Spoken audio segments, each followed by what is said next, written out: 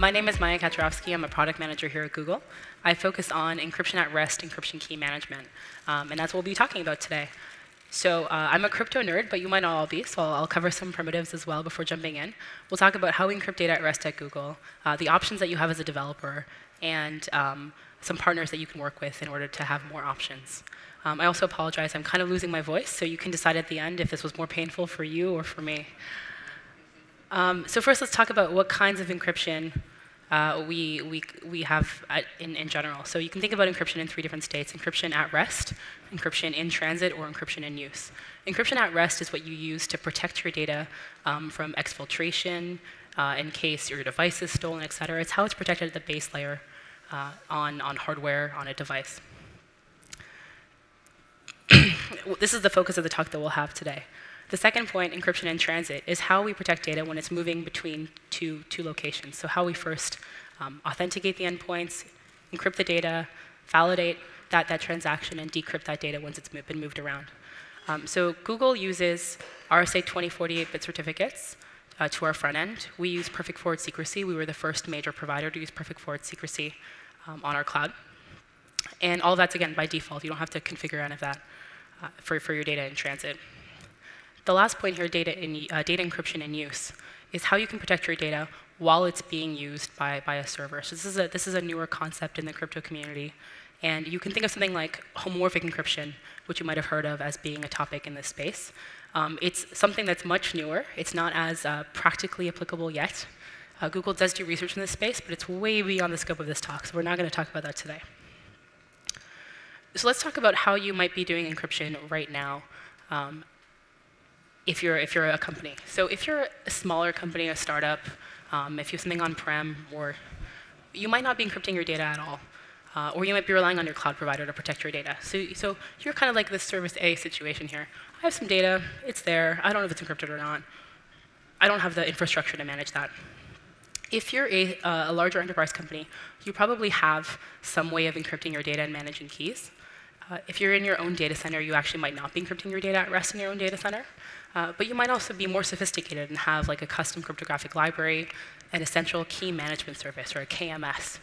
So that's what you see in service B here. So I have some data in my application, and that data is encrypted with a key that sits centrally in a key management service. If you're a much more sophisticated enterprise company, you probably have a more complex key hierarchy. So we'll get into what that means in a second, but you're not just using one key to protect data, you're using multiple layers of keys. And that's because when you start encrypting things at really large scale, it becomes really hard to manage a massive amount of keys. You might also be using something like a hardware security module or an HSM to protect your data. So in application C over here, service C, you have some data that's encrypted with a key, and that key is encrypted with another key, a key encryption key, that could sit in that hardware security module.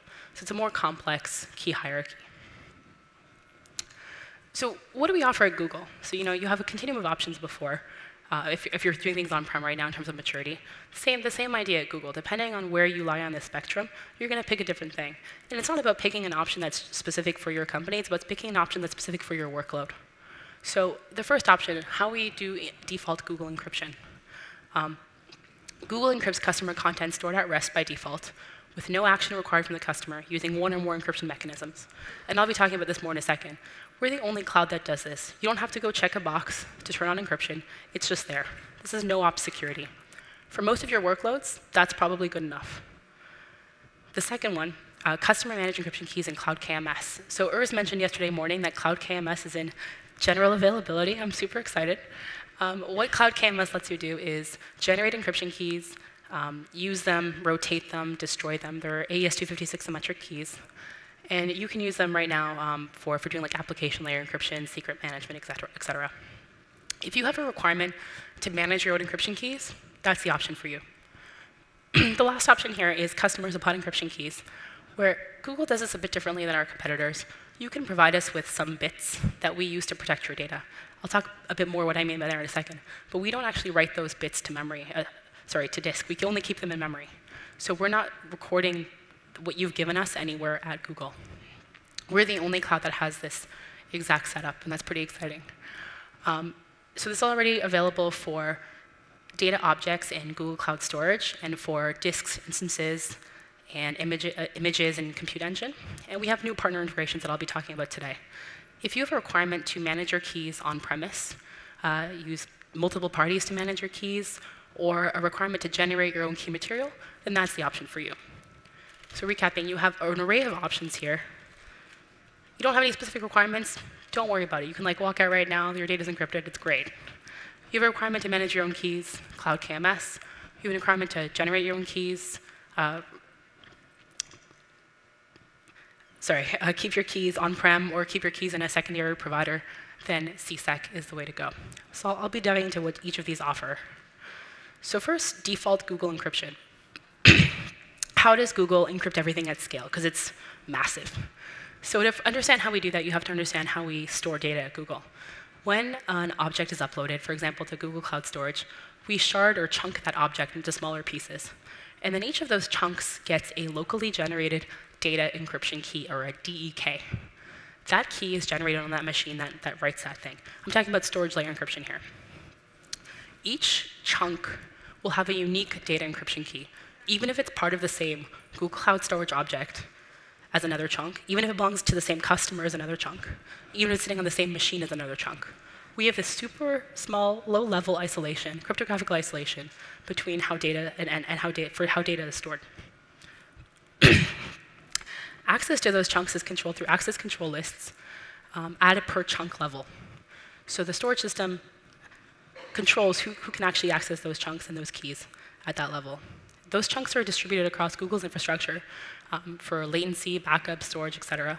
And we also actually back up data encrypted. We don't decrypt it and re-encrypt it in the new backup system. We just take it and move it somewhere else and back it up that way. So if someone were to try to walk into Google and steal hardware, steal something physical, and take data, they would first have to know where all the chunks are that their object has been split into, which is a really non-trivial problem at Google scale. Have access to all of those chunks, and have access to all the keys that encrypt those chunks. So where are those keys stored? Well, actually, you can think of them as being kind of stored as like a header to that data chunk. But of course, we're not going to write data encryption keys in plain text. No. We're going to encrypt those data encryption keys. So we encrypt them with another key called a key encryption key. This is the hierarchy that I was mentioning earlier. So we have data encrypted by data encryption keys, and data encryption keys encrypted by key encryption keys. Those key encryption keys sit inside Google's internal key management service, or KMS. And KMS was built for that purpose. So KMS does not allow keys to be exported. Rather, the data encryption keys go to KMS to be encrypted and re-encrypted and sent back. That allows us to have auditability over how those key encryption keys are used. That also allows us to have those tight ACLs that we want, again, on how the usage of those keys, those key encryption keys by services and users is done. KMS is highly scalable, and it has to be, again, to operate things at Google scale. So it's incredibly low latency, high availability, and globally available. And what that actually means in practice is that our KMS runs on tens of thousands of production machines in Google data centers globally. So when you actually are pinging something and getting a piece of data back, there is an encryption process happening, and it's hitting a local instance of KMS in order to decrypt that data and get it back to you. That's what allows us to have encryption at scale at Google. All right, so you guys are like, OK, no, I'm skipping a slide. So first, how does that work in practice? So you can think about this as being three different actors here. There's a service that's using the data. There is a storage system that's storing the encrypted data. And there's a KMS that's storing the encryption keys, the key encryption keys. So what happens in practice is the service asks the storage system for some object. The storage system verifies that the service has the right to access that object, figures out all the chunks of data where that data is figures out all the chunks in which that data is stored, checks those ACLs. Then it pulls the data encryption keys that are sitting with those chunks of data and passes those data encryption keys, encrypted, to the KMS. The KMS then verifies that the storage system, again, another ACL check, that it has the right to access those key encryption keys, decrypts those data encryption keys in memory, sends them back to the storage system. And those people often ask me, that connection here between the storage system and the KMS, that's an encrypted RPC. So you're not sending around plain text keys on our network. And then from the storage system back to the storage system decrypts the data and sends back the plain text data to the service. In most cases. In some cases, the service decrypts it directly. Again, this is a general example for something like SSDs. It's actually a locally managed locally managed key for the SSD at the DEK level. But this in general is how storage works in our systems. Encryption and storage work in our systems. So you're like, OK, we got data encryption keys, key encryption keys. It's turtles all the way down, right? Kind of. So what happens next? This is the fun part. So we said earlier we have some blue data, a yellow data encryption key, green key encryption key, and that key encryption key is stored inside our KMS. All right, but we're not going to write keys to disk, right? We said that earlier. That's not going to happen, plain text keys to disk. So when KMS is not running in memory, where are those keys stored? Well, of course, they're stored encrypted on disk. So they're wrapped with a KMS master key. And that KMS master key sits in another KMS that we call root KMS. And root KMS is much smaller, has maybe a dozen keys that are really critical to Google's infrastructure, and runs in special security machines in our data centers. Root KMS, of course, itself protected with something called the root KMS master key. So the root KMS master key is held in memory, distributed memory, in a peer-to-peer infrastructure that we'll call the root KMS master key distributor. That's the fun part about taking internal code names and trying to explain them externally. I end up with root KMS master key distributor. So the root KMS master key distributor is kept in memory, and basically what happens is a new job spins up and says, I'm the root KMS master key distributor, give me the root KMS master key. And it has a list of all the other hosts that are running the root KMS master key distributor, ask it for the master key, and they pass it back and forth, and you have another instance up and running. I think it's explained in much better detail in our security design white paper. But the reason this can work in practice is that every job that spins up at Google has a unique identity. And so when something spins up and asks for the root KMS master key distributor, we know that that's actually what it is. It's not faking and potentially another rogue piece of code or something. So what that means in practice is that your data is stored locally to wherever it is with the data encryption keys. The key encryption keys are stored on prod machines in KMS. Root KMS is run on security machines in our data centers. And as long as at least one instance of the root KMS master key distributor is running in memory globally, in theory, we're fine, right?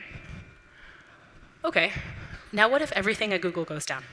What if every single Google data center loses power simultaneously? We have nothing running in memory anymore. I love working at Google. People think about problems like this. What that means in practice is that we've written that key to disk to security hardware kept in physical safes in at least 2 globally distributed Google locations that less than 20 people have access to. And so if everything at Google were to completely go down, someone will go open a safe, get our root KMS master key, put it back into production as we turn back up our data centers. Your data will still be there, and it'll still be encrypted. So that's kind of cool. So again, quick summary. That's many, many layers of the key hierarchy there. But we can do this in order to encrypt your data at scale at Google by default. The sexy line that you can get to say is, Google Cloud Platform encrypts customer content stored at rest without any action required from the customer using one or more encryption mechanisms. Hashtag Google Next 17. So there's a white paper on our website that explains this in detail, all the same diagrams and things. Everything I'm saying right now is public. And there are a few exceptions around logs and that type of thing, but those are all explained in the white paper. We're not hiding anything here. So that's what you get by default.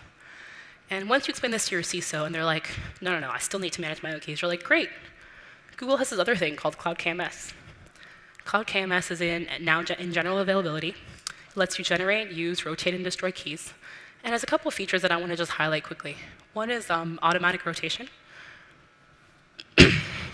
What that means in practice is that we can generate a new crypto version for you that you can use to encrypt data on an automatic basis. So you can say, for example, as a rule, every 60 days, I want a new crypto version created. And we don't re-encrypt the old data, but you can therefore limit the amount of data encrypted with any single key. The second item here is a 24-hour delay for key destruction. So I'm very terrified about a customer potentially destroying an encryption key without realizing that it encrypts data, and therefore losing access to that data for all intents and purposes. So we built in a purposeful 24-hour delay so that when you say destroy key, it goes into kind of a temporary suspended state for 24 hours, and you can restore that key. again, to prevent error, insiders, any kind of other risk that could happen there. IAM and logging, we're integrated with Cloud IAM. Have predefined roles to allow for separation of duties that I'll talk about in a second. And logging, we're integrated with Cloud Auto Logging.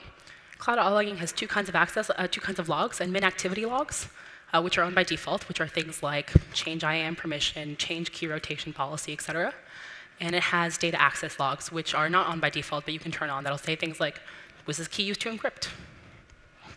Lastly, KMS is available via our G-Cloud CLI, client libraries in 7 languages, including Go, Java, Python, and then through the Cloud Console UI. I do often get a question, so I'll just point out really quickly. Just like our KMS internally, keys in Cloud KMS are not exportable. So someone will be like, hey, how come I can't see my encryption key on the Cloud Console? Like, that's by design. You can't see the encryption key. The only way for you to interact with that encryption key is to send data via an API. You'll get back encrypted or decrypted data, depending on the request that you're making. Let's talk about a couple of concepts in Cloud KMS so that we're all on the same page. Object hierarchy. So Cloud KMS has a concept of crypto keys. Crypto keys are objects that sit inside key rings. Key rings are just groups of crypto keys. Crypto keys are like a named object that has a set of crypto key versions. The crypto key versions are the actual cryptographic material. So when you're talking about a new version, we're talking about a new set of cryptographic material that we're going to use to encrypt or decrypt data. The crypto key itself has nothing and no particular material associated to it. Key states. Crypto key versions can be in multiple states. They're listed here: enabled, disabled, scheduled for rotation, destroyed. Enabled crypto key versions can be used to encrypt and decrypt data. Disabled versions means that they cannot be used to encrypt and decrypt data. So far, so good. There's another important concept to grok here, which is that of a primary key version. A primary version is the version that's used to encrypt your data. So now that we understand that, when we were talking about key rotation earlier, rotating a key, what we actually do there is generate a new version and make that the primary version. So we're not talking about re-encrypting old data, but we're limiting anything else that you want to encrypt with that key. Scheduled for destruction and destroyed. What happens in practice when I was talking about key destruction earlier is that when you say destroy this key, we move it into the state scheduled for destruction, and then after 24 hours, it becomes destroyed. If it's still in scheduled for destruction, you can restore it and get back to something like enabled or disabled. In terms of key rotation, I already explained what I meant by having a new crypto key version created and making that primary. You can do that automatically. So like I said, set a policy every 30 days, every 2 days, whatever you want, create a new crypto key version. You can also do that manually. You can via an API call or on the UI.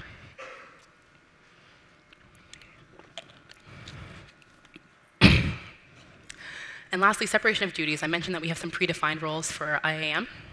What that means in practice is you might want to have an organizational control that says the people who use the encryption keys are the same people who manage the encryption keys. So you set that up for you already. We have 2 roles.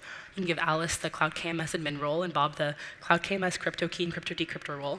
And that means that Alice can manage who has access to the keys and rotations and all of that. And Bob can set up something to encrypt data using those keys. What happens in practice is that Bob will probably be a service. So you probably want to give something like a service account that role. We also have encrypt-only roles and decrypt-only roles, so that's something that you're looking for. What makes Cloud KMS special? Things that your SRE is going to love: scalability, global availability, and latency. Scalability, you can have as many key versions as you want. So I had a customer email me, they're like, can I have 1,000 key versions? I'm like, of course. Do you want 1 million? Do you want like 10 million? Like just hit us. The reasoning behind this is that we shouldn't have to limit how you can encrypt data at scale just because you can't have as many versions as you want. You should have as many versions as you want. This also enables a use case, which I'll call cryptographic isolation. You might have the desire for your data that each of your customers' data is encrypted with a different key. So every row in a table that corresponds to a particular customer is encrypted with a separate key. That's possible with Cloud KMS. You can implement that. There's nothing stopping you. So go forth and encrypt. The second one here, global availability. Cloud KMS is a regional service. So what that means in practice is that you pick a region in which to create your resources, crypto keys and key rings. Crypto keys and key rings can't be moved or renamed or actually, in CloudKMS's case, deleted. You can destroy all the crypto material associated with them, but you can actually delete that resource. And that's for logging, auditing, historical purposes. So something like global availability. So you can create a key in like US East 1, but you can still access it in Europe. There's nothing stopping you from using that key globally. So you don't have to have a different key in each region. And we have optimized the keys in those regions for latency, but that's not preventing you from using it elsewhere. And last one here, latency. CloudKMS is very fast in encrypt and decrypt operations on the orders of tens of milliseconds. So you should be able to use it in the serving path of your application. You shouldn't non-encrypt something because you're worried about your application starting up. So this should not be a limit again. Again, all things your SREs are going to love. And part of that is also with our general availability announcement. We published an SLA yesterday morning around availability, around uptime. So you can see that on our website, and that comes as part of standard CloudKMS. OK, I'll take up some water.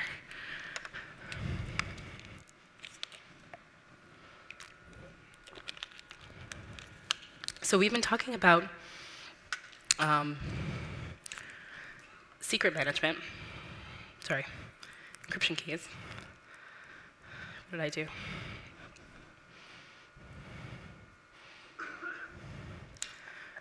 Yes, please. Please help me with my notes, please. We've been talking about encryption at rest and encryption. So one of the first uses for CloudKMS might be encryption at scale, bulk data encryption. So you might want to implement something like a multiple key hierarchy, like I just described that Google does, to encrypt your data. That lets you have encryption at scale. A second use case is around secret management. So you might have some small pieces of data that you want to keep secret in your application. So one such example would be something like API keys, OAuth tokens, some super special credentials that you have, something like that. And typically, developers that I've talked to now are keeping those in a variety of places, but they include things like directly in the code, in the metadata of a VM, in a deployment manager, in a configuration file, in a bunch of different places. And that's all fine. And I think we have multiple slides happening. OK, cool. We'll figure it out. Cool. So you can store secrets in a variety of places right now. What we're also going to be publishing today on our publishing yesterday on our website is a set of questions for you to think about secret management and an option for how you could implement that at GCP with what's currently available. So what I mean by that is that there's a variety of questions you might be having around secret management. You probably want to optimize for a few things around security and functionality. So around security, something like authorization, like who should actually have access to the secret? How do I manage access to that secret? Version management. How do I know that all my applications have the same version of the secret right now and that they're all in sync? Encryption. Are my secrets encrypted at rest? These types of questions. I'm not going to click anything. Give me 1 second. So what we're publishing on our website today is not a be-all and end-all. You can think there's probably a couple ways you can improve on just hard-coding secrets in code. The first one would be just to encrypt those things that are hard-coded in code so that they're more protected than if they were any of your developers can have access, but some of your developers have access. A secondary improvement could be something like putting all of your secrets in a bucket and encrypting that bucket, like a Google Cloud Storage bucket, and putting the right IAM and the right logging permissions, all that, all around it. Another option might be to use a third-party secret management solution. And I think, again, this is another array of options and complexity. Like, what are you looking for out of this, right? If you're just looking to limit a little bit more access, you're looking for additional auditability, or you're looking for more smart rotations like secret rotation, more smart features like secret rotation, you might pick something more complex. So what we published is a bit more explanation as to how we do it with Cloud Storage Bucket, CloudKMS, IAM, and Cloud Auto Logging. It's not the best solution. It's not the best solution for your environment necessarily, but it's one way you can think about managing secrets in a central way securely. Awesome, thank you.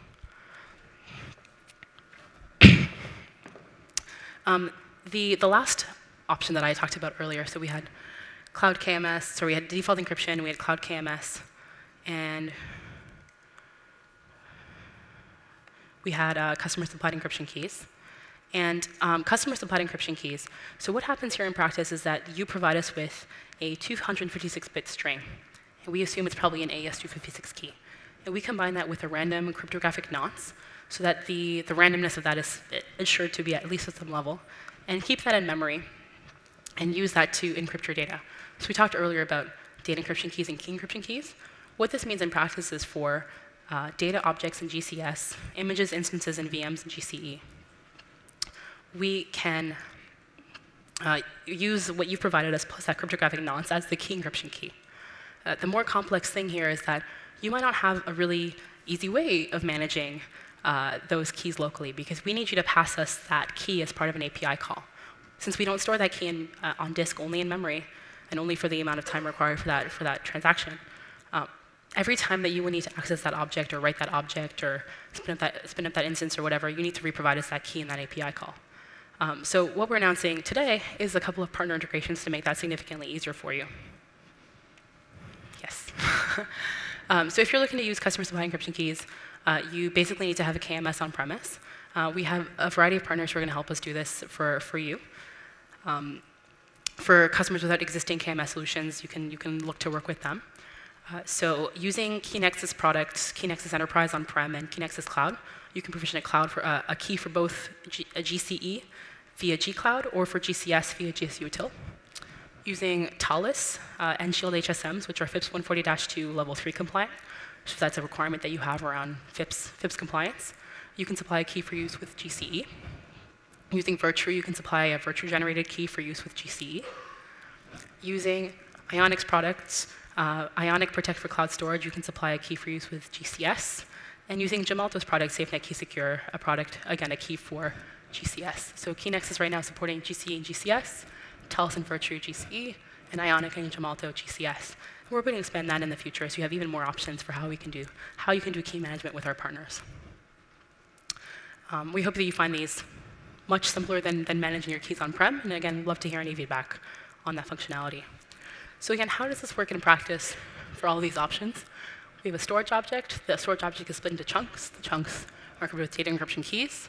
The data encryption keys are encrypted with key encryption keys. And the key encryption key will come from a variety of places depending on what you're trying to do, right? It'll come from default Google encryption using our internal KMS. Right now, you could implement a similar model using application layer encryption for cloud KMS. Or you can use a customer supplied encryption key where you provide us with some bits, either directly or via a partner, via one of our 5 partners, and we'll add a cryptographic nonce and then use that in our system. So that's, I think, all I was actually going to talk about, so I went really fast. If you go to this link, there'll be information on all the options that I've talked about today, additional information on the white paper I mentioned. We have a couple of code labs that you can do using Cloud KMS. So there's actually one if you go to the first floor downstairs.